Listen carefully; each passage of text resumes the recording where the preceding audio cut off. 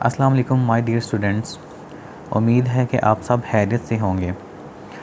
My dear students, lecture की तरफ जाने से पहले जिन स्टूडेंट्स ने पिछले लेक्चर्स नहीं लिए वो मेरी इसी वीडियो के नीचे डिस्क्रिप्शन में लिंक्स पे जाके क्लिक करके आप वो मेरे पिछले लेक्चर्स देख सकते हैं और उनको फॉलो कर सकते हैं, और जो चीज़ें आपको नहीं समझ आई वो आप उनमें डिस्कस कर सकते हैं।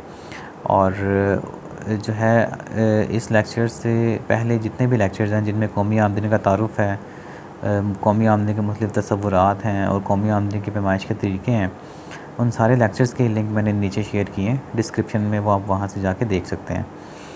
और अगर आप मेरे इस चैनल पे नए हैं तो आप इस चैनल को ज़रूर सब्सक्राइब करें और बेल आइकन के बटन पर प्रेस करें ताकि आपको मेरी आने वाली तमाम वीडियोज़ मिलती रहें।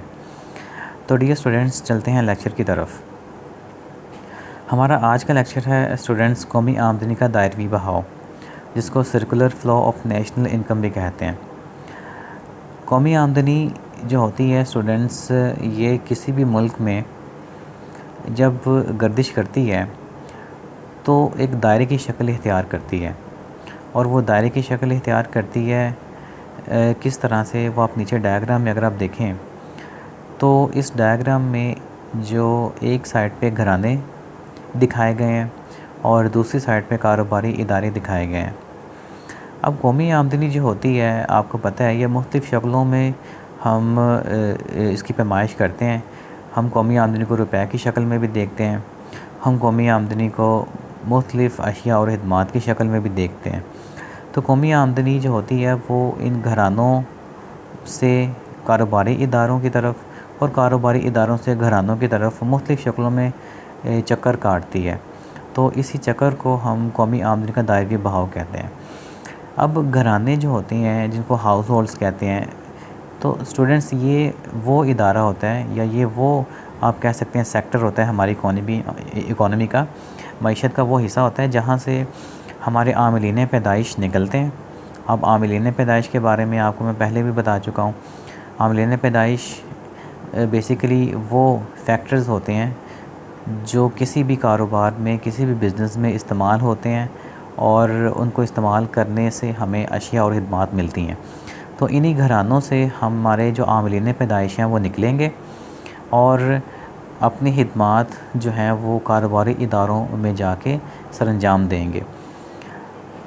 तो घरानों से जो हमारे जो होते हैं बेसिकली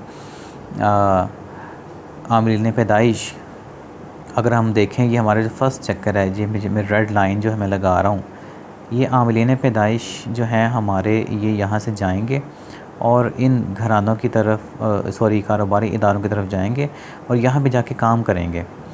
तो ये जो आमिलीन पैदाइश यहाँ पे जाके अपनी खिदमत सरअंजाम देंगे इन कारोबारी इदारों में, ये खिदमत सरअंजाम देने के इवज़ इनसे कुछ मुआवजा भी लेंगे। तो आमिलीन पैदाइश यहाँ से घरानों से निकल के कारोबारी इदारों में काम करेंगे और उसके बदले ये जो आपका नीचे वाला ये फ़्लो है, ये है आमिलीन के मुआवज़ों का फ़्लो। ये वापस बदले में क्या क्या लेंगे, कारोबारी इदारों से मुआवजे लेंगे। कारोबारी इदारे इनको पे करेंगे। जैसे कि हमारे पास 4 आमिलीन पैदाइश हैं, ज़मीन, मेहनत, सरमाया और तंजीम। जब ये घरानों से निकल के कारोबारी इदारों में जाके काम करेंगे तो बदले में कारोबारी इदारे इनको इनके मुआवजे देंगे। ज़मीन का मुआवजा लगान, मेहनत का मुआवजा उजरत, सरमाए का मुआवजा मुनाफा और सरमाए का मुआवजा सूद और तंजीम का मुआवजा मुनाफा होता है। तो ये सारे जो मुआवजे होते हैं ये रुपए की शक्ल में होते हैं जो कि ये लेके वापस अपने घर में आ जाएंगे। तो ये कौमी आमदनी का एक चक्कर पूरा हो गया। आमिलीन गए इधर जाके खिदमत सरअंजाम दी और उसके बदले उन्होंने कारोबारी इदारों से अपने मुआवजे लिए।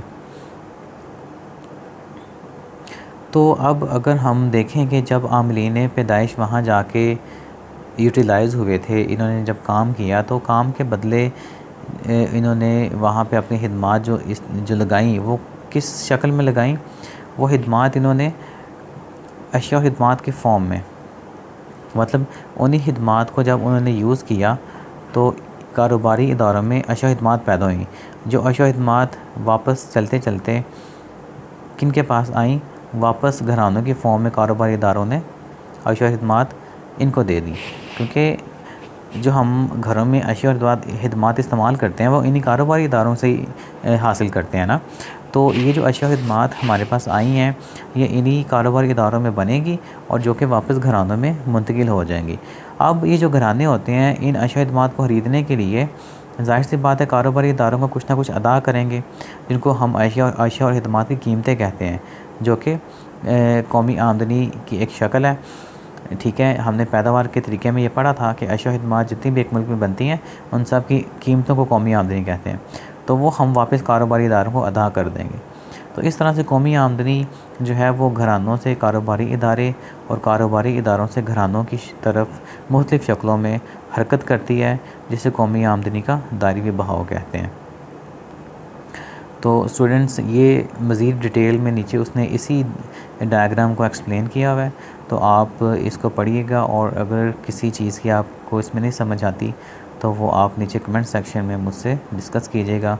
इंशाल्लाह ताला मैं आपको इसका रिप्लाई दूँगा। तो ये था बच्चों हमारा आज का एक छोटा सा लेक्चर, कौमी आमदनी का दायरी भाव, जो कि स्मार्ट सिलेबस के लिहाज से, बोर्ड के पेपर के लिहाज से भी इम्पोर्टेंट है। तो इसको आप ज़रूर तैयार कीजिएगा। इस डायग्राम को 2-3 दफ़ा अपने हाथ से ड्रॉ कीजिएगा, प्रैक्टिस कीजिएगा, ठीक है। और मज़ीद इंशाल्लाह अगर कोई क्वेश्चन है तो आप मुझसे ज़रूर डिस्कस कीजिएगा और इस वीडियो को अपने फ्रेंड्स और दोस्तों के साथ भी शेयर कीजिएगा ताकि उनका भी भला हो जाए। अगर उनको भी कोई चीज़ नहीं समझ आ रही है तो वो भी इस वीडियो को देख के अपनी जो है वो क्यूरीज़ सॉल्व कर सकें। तो स्टूडेंट्स अब मुझे इजाज़त दीजिए, दुआओं में याद रखिएगा। अल्लाह ताला आप सबका हामी नासिर हो फ़ी अमान अल्लाह। अल्लाह हाफ़िज़।